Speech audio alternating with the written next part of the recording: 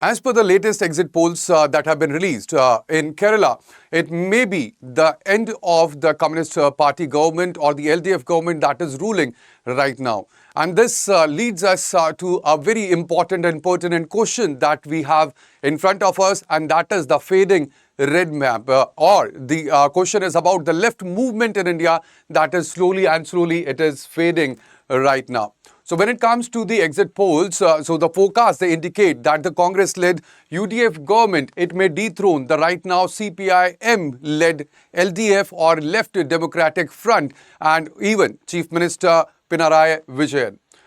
If this result aligns with the exit polls, so India will have no state that will be governed by any of the left parties, and this will be a first in the decades. All right, there will be complete marginalization, and we have seen that when it comes to the previous regions where the left was ruling, the left parties were ruling, like for example, West Bengal or even in Tripura. So there had been complete wipeout of the left in their former strongholds because of the rise of the TMC as well as BJP parties in that particular region.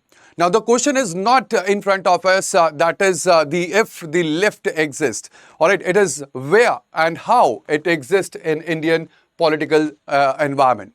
Now, when it comes to the complete historical trajectory of the communist politics in India, it was in 1925 that the Communist Party of India was formed in Kanpur. And over there, the formation of Communist Party of India, we know that this was the time period where the socialism was at peak, and even there are, like for example, Subhash Chandra Bose, like for example, Chandrasekhar Azad, they were the leaders who believed in the socialist ideologies. And in 1925, there was genesis of Communist Party of India in India. All right, and this party was actually rooted in the philosophies of anti-imperialism, as well as it worked for the peasant as well as the trade unions as well. Now, in 1957, it was the first win for the Communist Party in India. And we have seen that in Kerala, this was a democratic milestone that in Kerala, EMS Namboodiripad, he formed the world's first democratically elected communist government in Kerala. But at the same time, we have seen that because of the use of 356 article, this government was dethroned by the Congress government that was there in the center. In 1964, there was the great split, and ultimately the ideological and the geopolitical rifts that led to the formation of two different factions in the CPI, and we had two different parties in India that were formed, CPI and also CPIM. At the same time, from 1977 to 2011, this was the time period when the Communist Party, it ruled in West Bengal. This was the uninterrupted 34-year rule under Jyoti Basu and Buddhadev Bhattacharjee. This was defined initially by the land reforms that they promised and they also introduced in West Bengal. Then came the time period of 1993 to 2018. So even after the fall of the Communist Party in 2011, the Communist Party regime was there in Tripura. And in Tripura, there was a complete 25-year of uninterrupted stretch between 1993 to 2018 under the leaders like Manik Sarkar.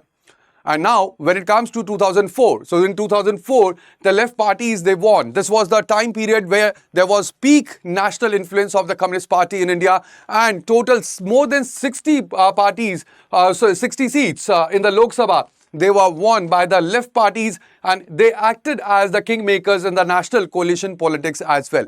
So this is the complete timeline of the left parties that we have in India. Now, where are the left right now? They are located, or how they are contracting. So when it comes to Bihar, in the rural pockets, you will find the CPI. Right now, CPI-ML liberation, it survives through the Mahagathbandhan that is there, the Mahagathbandhan alliance that holds, or over here, the CPI-ML, it holds 2 assembly seats that is down from the 12 in 2020. And they retain influence among the extremely backward classes, that is EBC and Dalits as well.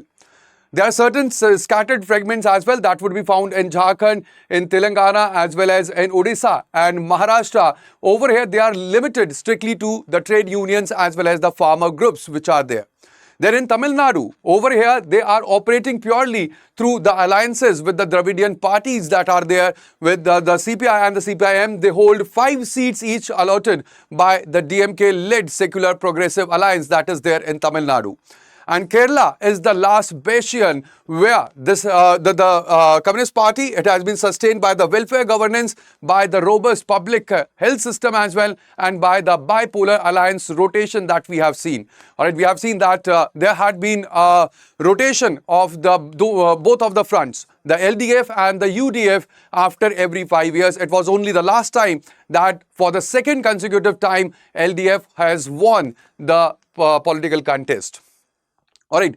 Now, what is the reason that there is the electoral base that is shrinking when it comes to the electoral parties, when it comes to the left parties? Why the electors, they are not voting for these parties? Now, the first important thing is that there had been failure to integrate the caste-based mobilization.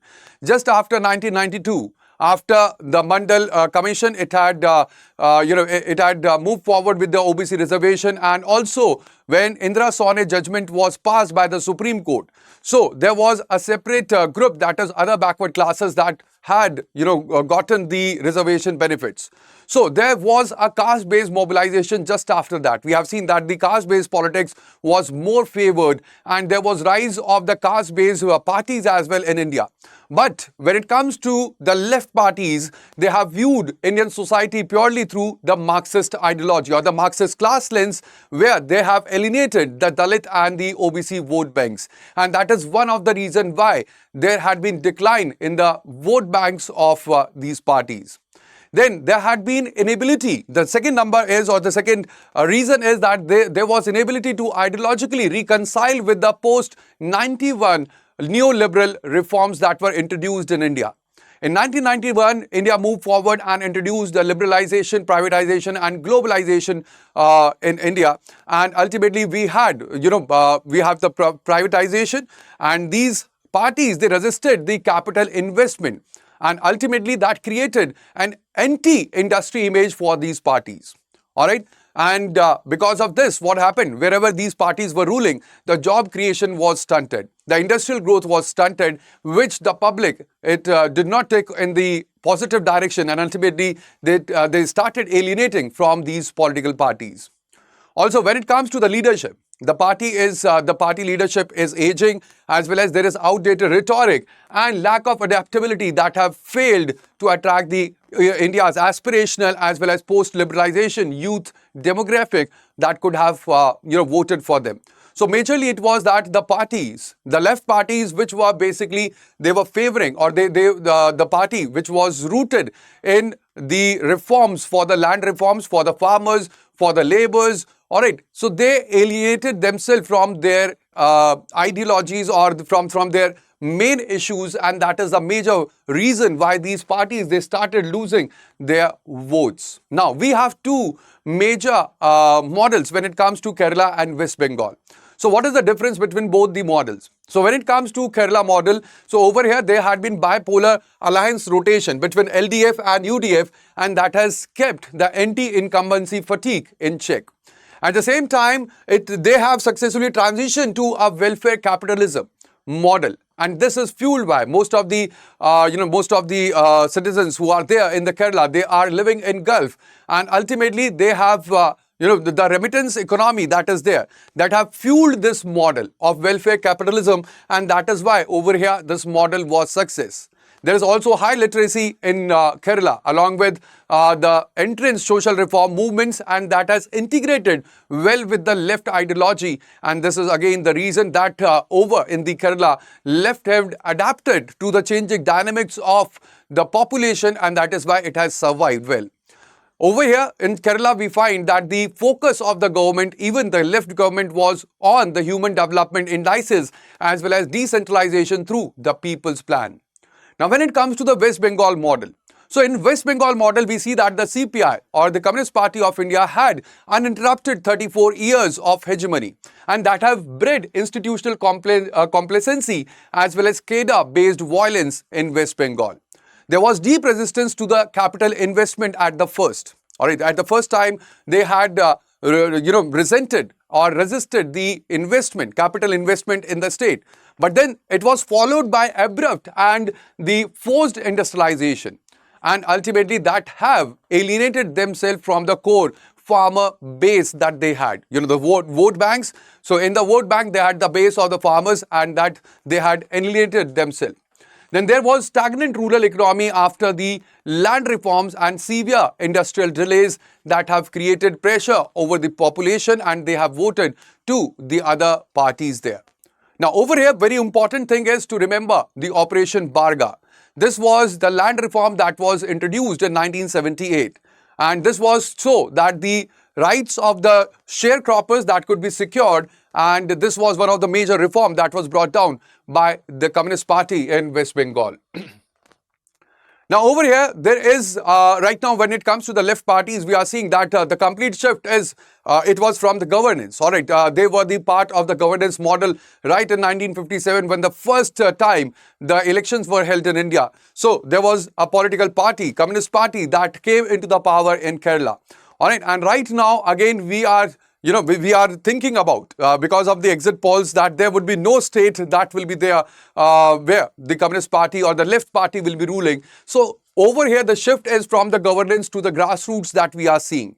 All right. When it comes to the mobilization, there is extra parliamentary mobilization where they are shifting focus away from the mainstream electoral governance to the sustained grassroots agitation. Now, these grassroots agitations, they are being put forward through the various unions which are there, whether it is trade unions or the farmers' unions. So they are maintaining their relevance through the labor networks like C2 or AITUC, and even advocating the unorganized sector rights at the grassroots levels.